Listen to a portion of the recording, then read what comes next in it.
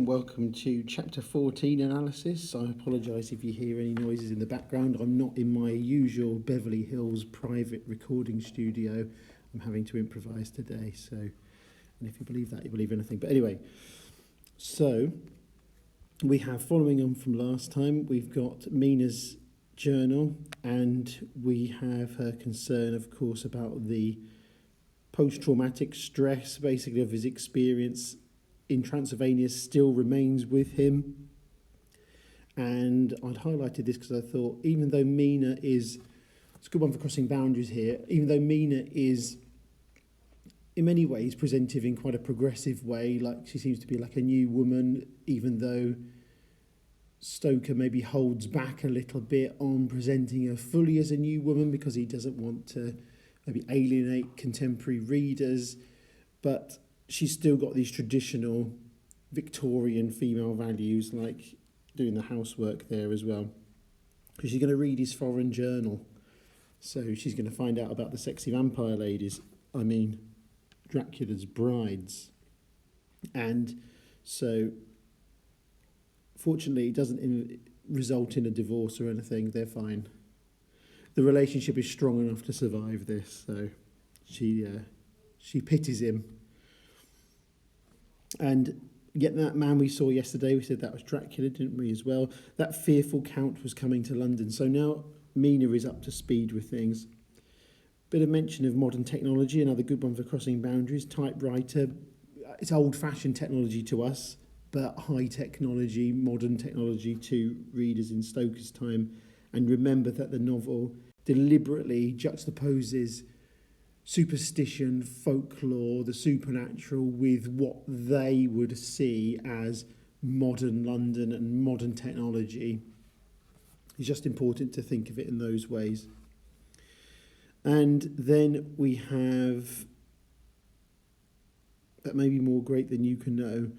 So the idea this is, so here we have Van Helsing's letter to Mina informing her of Lucy's death because he's gone through all the papers. Remember that Arthur, aka Lord Godalming, had let Van Helsing access to let Van Helsing have access to all of Lucy's letters and correspondences. So that's how come he's got Mina's address and how come he's communicating with her in this way. So we have it is for others good that I ask, to redress great wrong and to lift much and terrible troubles that may be more great than you can know. So more of Stoker's characterisation of Van Helsing is he tends to withhold information. He doesn't tell everyone everything straight away, presumably because the truth about Lucy's death would be too shocking for her straight away. He doesn't know what she knows about Jonathan's time in Transylvania. But of course now you can see these different plot elements are all going to be connecting now. So I noticed is this a boo-boo here? Look, Van Helsing, he signed it off. But then I cannot help feeling terribly excited as the time draws near for the visit of Dr. Van Helsing. I didn't tell you I was a doctor. How did she know? So I don't know. If we're being generous, we could say that as all the documents in the novel, because it's epistolary, maybe it was edited afterwards, and so it was just put in within the world of the novel. We could make excuses for it if we want to. There's a little mention there I can see there of sleepwalking, and I said last time about liminality, and Lucy's sleepwalking really was foreshadowing her conversion into a vampire as well. And Mina accounts her chat with Van Helsing, and we get, I feel from having seen him, that he is good and kind and of a noble nature. So again, we're getting the good characters are all getting aligned structurally there. And Van Helsing is a foil to Dracula. We've had this encounter from a distance with Dracula in the previous chapter, and then now we've got Mina meeting Van Helsing. So we've got those two opposed characters here, and their differences are very stark, aren't they? And there we have Mina, again, thinking of her aspirations to be a journalist is kind of hinted at here, isn't it? Because Jonathan's friend on the Exeter News told him that memory was everything in such work, so as in being a journalist.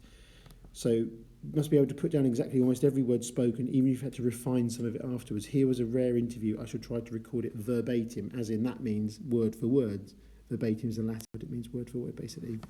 So she's recording this interview. So again, that shows Mina's aspirations as a journalist is coming through again as well. And again, that's an aspect of her which is very modern, but we've also had in this chapter, it's a very traditional, so her being a loyal wife, the references to the housework, the references to her getting, well, she doesn't actually make it herself, she doesn't make the lunch for Van Helsing, she asked one of her servants to make it. Most people, if they're middle class and upwards, had servants in late Victorian times because there was a lot of money about. And then we have reference to a description of Van Helsing as well. This is deliberately, I've highlighted all of this because, do you remember the description of Dracula when Jonathan Harker encounters him? I think that's chapter 2, isn't it? And then compare the description here. And this also contextually links to this physiognomy thing, which was a pseudoscience, which they believe was a science in Victorian times, where they thought they could judge someone's personality and even things like criminal tendencies from facial features. But this is meant to convey his intelligence, including the classic big bushy eyebrows. There you go. That's a sign of big intelligence, isn't it? Not necessarily that you never trim your eyebrows. That would be too obvious. Then, another reference to sleepwalking there. Van Helsing, this is all the chat, Mina.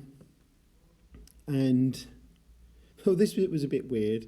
So I wrote it all down at the time. This is the details of her time with Lucy when Lucy's being stalked by Dracula. And then we have, I can show it to you if you like. "Oh, Madam Mina, I will be grateful. You will do me much favour. I could not resist the temptation of mystifying him a bit. I suppose it is some of the taste of the original apple that remains still in our mouths." So this is actually quite a weird reference to the Adam and Eve story, and it's linked to misogynist ideas about women having a kind of innate evil because of what Eve did. So it links to original sin, basically, of Eve did in the Garden of Eden. So it's a bit of a weird one, and there you go. But that's why the taste of the original apple that remains still in our mouths. She means women. So women, there's a sort of naughtiness about her there. That's what she says. So she's sort of teasing Van Helsing with her notes that are all written in shorthand. "May I read it, if you wish?" I answered as demurely as I could. I opened it, and for an instant his face fell. Then he stood up and bowed. "Oh, you so clever woman. I know not the shorthand." So she was showing off a little bit there, but you can argue there's a lot of misogyny in Dracula as a novel anyway. It could be that's a whole potential topic to explore. Van Helsing uses the vocative, respectful vocative, very formal vocative of addressing Mina as Madam Mina. He doesn't address her as Mrs. Harker. He prefers to address her as Madam Mina. I think that's a way of Van Helsing showing that respect. Actually, that's another strange thing about Dracula is that as a novel that you do get these instances of, there's definitely instances of misogyny in here, but then there's also these instances where Mina is not a typical Victorian female character, and she's depicted as being, I think she comes across as more intelligent, the most intelligent character apart from Van Helsing. You know, Dr. Seward is very intelligent, but Dr. Seward has what, Americans call like book smarts, isn't he? He's very book based. He hasn't really got a lot of real world practical intelligence and common sense and intuition. He is very clever, but I think Mina combines that kind of, again, book smarts, the idea of kind of academic intelligence, even though not formally academic intelligence, but she learns things really quickly. And it combines with, it comes across as a bit patronising because it's a Victorian novel, but the idea of typical female qualities of intuition and care and those kind of elements. So Mina is presented in that way. And actually, it's another good boundary to explore, isn't it, really? They've got this, So women are depicted as, in many ways, like sex objects. There's some of this misogynistic stuff in here, but then there's also these more progressive ideas in the novel as well. So, yeah, it's a bit of a mix, really. But that fits in with it being a fin de siècle novel, as in it's the end of the 19th century, moving towards the 20th century. So you can expect it to have a bit of a mixture of some of these ideas, really. But as I say, it's all for you, because it's all, you know, if you're thinking about crossing boundaries and stuff, that's all really good. It makes the novel more interesting. So we have, I'm not sure why I highlighted this, but now, yeah, your husband is noble nature, and you are noble too, for you trust, and trust cannot be where there is mean nature. I think I was highlighting that because it's Stoker reflecting the dialect of Van Helsing, but it's actually being reported secondhand through Mina. So I think that's the main bit I was going for on there. And what else have we got here? So, yeah, they've had their lunch. We don't know what it is. It could be sandwiches. We just don't know. Then Van Helsing's philosophy here is, oh, my dear, if you only knew how strange is the matter regarding which I am here, it is you who would laugh. I have learned not to think little of anyone's belief, no matter how strange it be. I have tried to keep an open mind. So Van Helsing is a different kind of scientist because he's got, as he says, an open mind, whereas a lot of scientists will only really draw on knowledge from their own sphere of experience and their own frame of understanding things.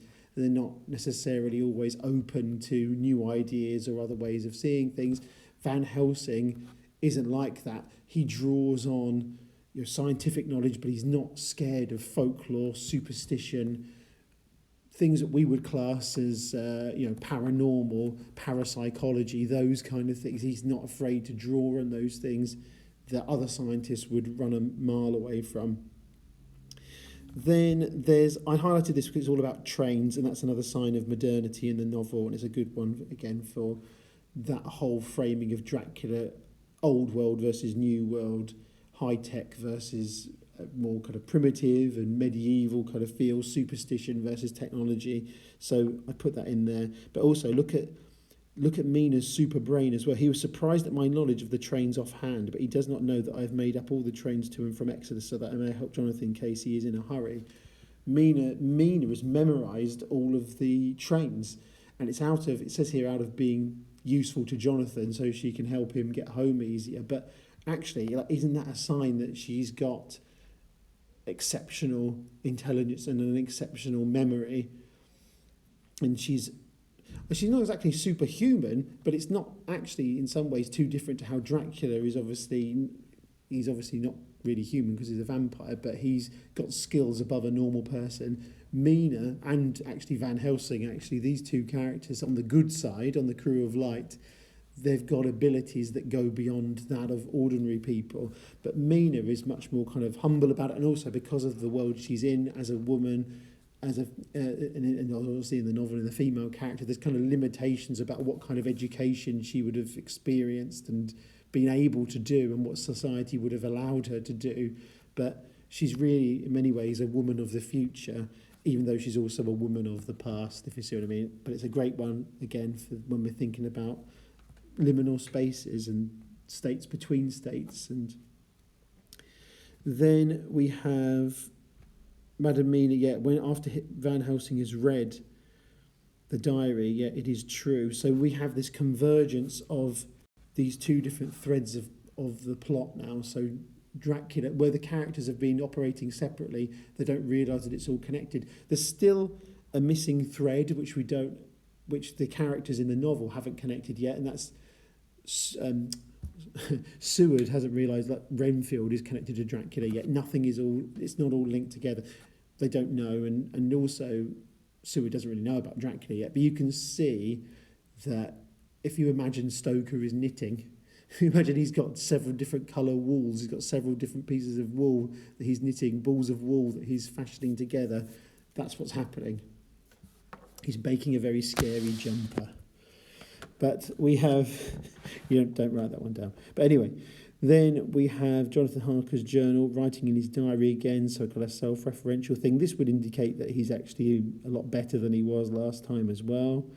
And then he finds about Van Helsing's visit as well. So you've got characters here being brought up to speed about other characters. But then I mentioned physiognomy earlier on. You see eyebrows like yours, it's all linked to that. It's a pseudoscience.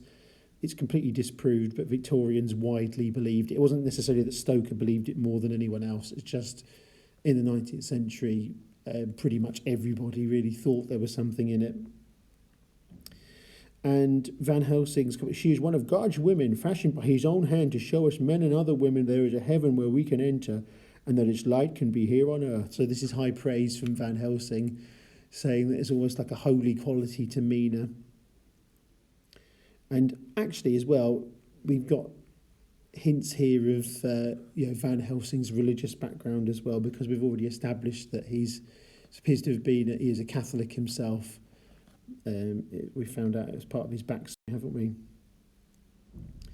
Then this is an interesting bit because he reads the papers. Remember we had that in the last chapter as well about the papers with the reports of the bloofer lady. So while he's been away in Exeter, nice part of the world, he's been down in Exeter, he's on his way back reading the London papers and he's just suddenly shocked. Oh my God, what's this? It's the bloofer lady, and he's obviously put two and two together and he knows who that is. And the reader can actually think of that as well.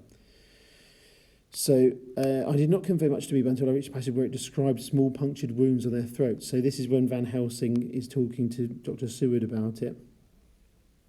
You are a clever man, friend John. You reason well and your wit is bold, but you are too prejudiced. I should say this is when Van Helsing's back with Dr. Seward. You do not let your eyes see nor your ears hear, and that which is outside your daily life is not of account to you. So that is to do with what I was saying about scientists not necessarily wanting to take a risk and think beyond their normal frames of reference. I mean, some of them do, obviously, but generally speaking, that's not what happens. So this is to do with, again, it's a good one for crossing boundaries about exploring the limitations of science and thinking about the limitations of science and thinking about things which are on the peripheral kind of understanding of our kind of everyday lives, really. Van Helsing even says, but we see around us every day the growth of new beliefs which think themselves new and which are yet but the old, which pretend to be young. So in the times of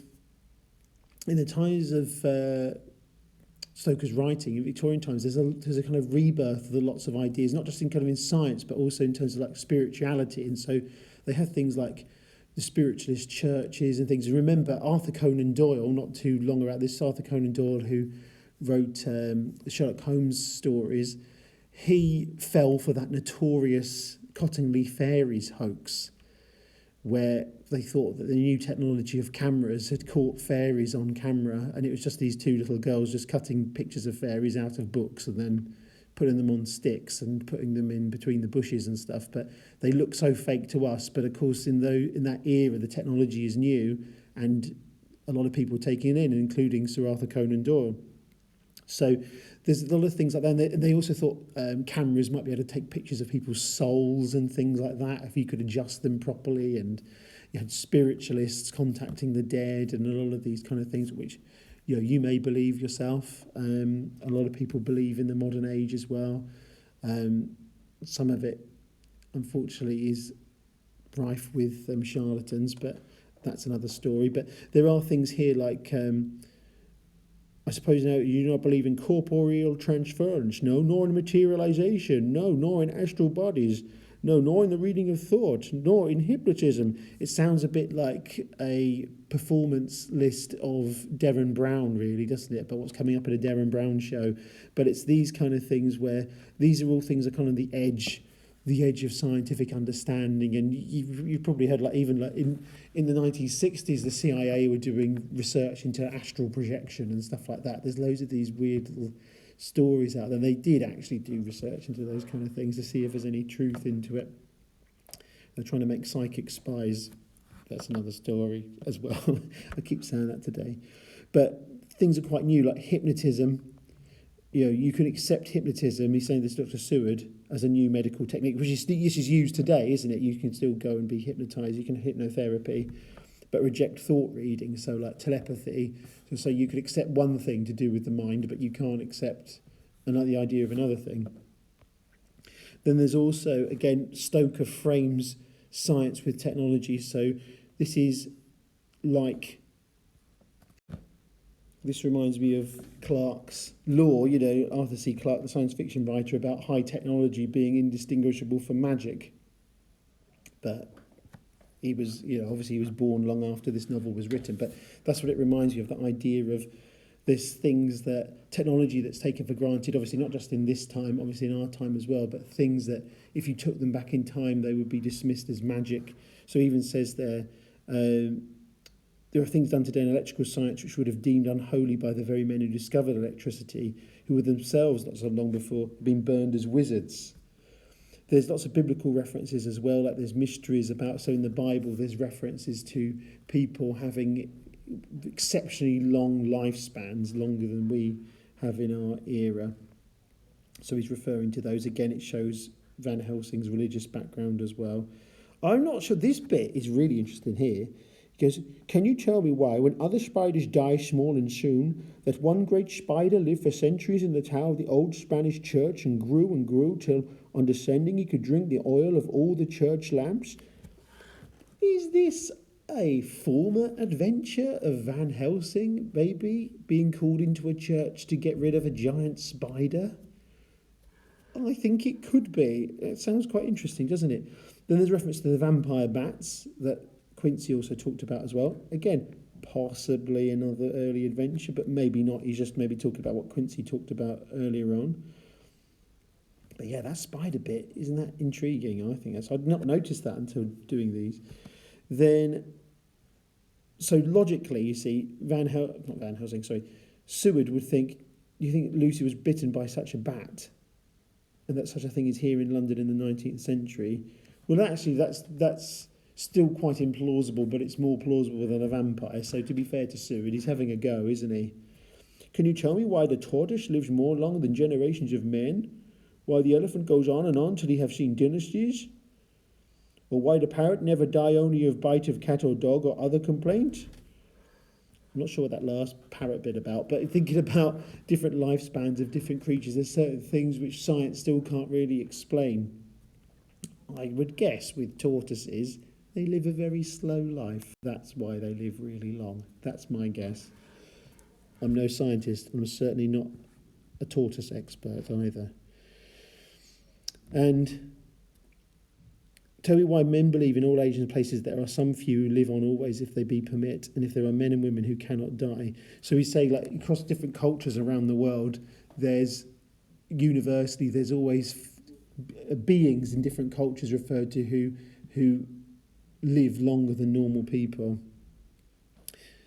And this is interesting as well. You might have not heard of this, but I didn't think this was something that was, I thought this was more of something that was recorded in the 20th century and 21st century, like it's a known kind of paranormal thing. But I didn't know that in the 19th century this was something that was out there in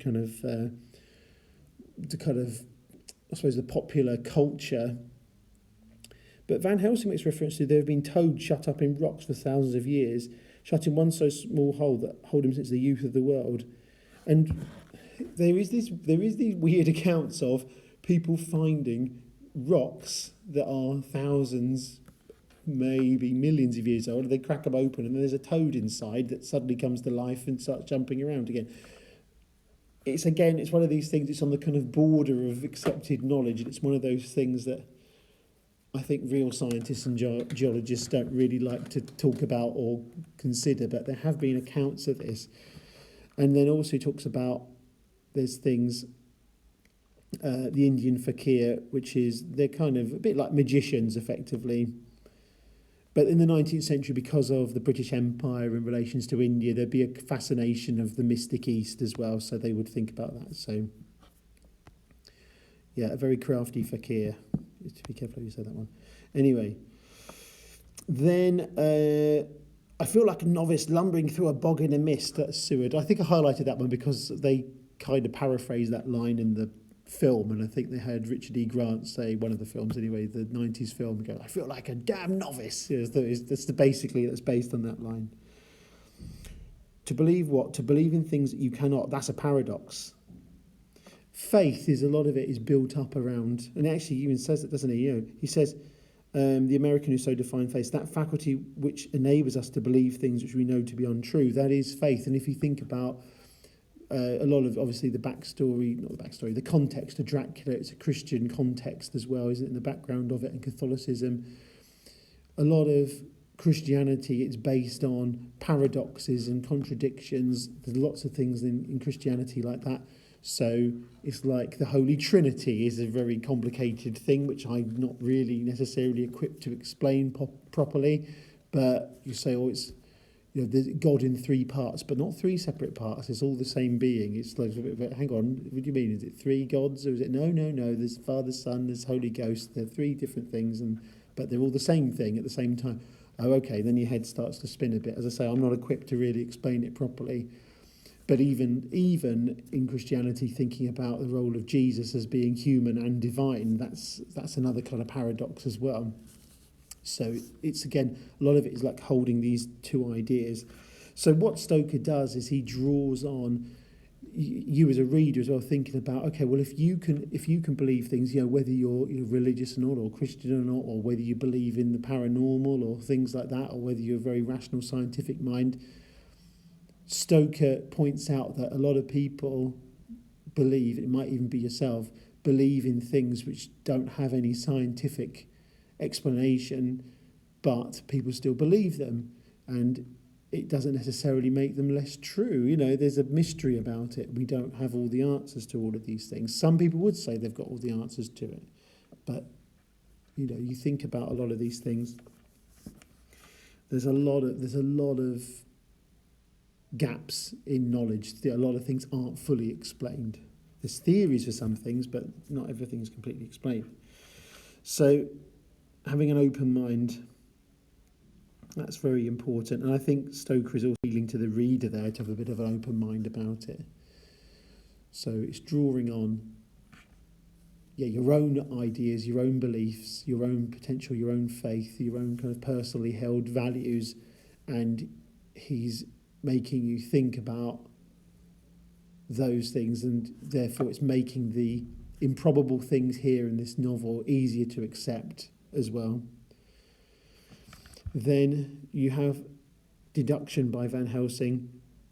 You are my favourite pupil still. It is worth to teach you. So it's very much almost like there's a style of teaching called catechism, which is an old style of teaching where you would ask, it's basically just really pure question and answer, normally done with very small groups of students. So the teacher just normally would just ask the students to go away, do loads of reading, and then in the next lesson just really grills the students about it. And it's like something that they did like over the past few hundreds of years, and it doesn't really exist as a teaching style in quite the same way. There's a little bit of it surviving, but it doesn't really, not in quite the same way.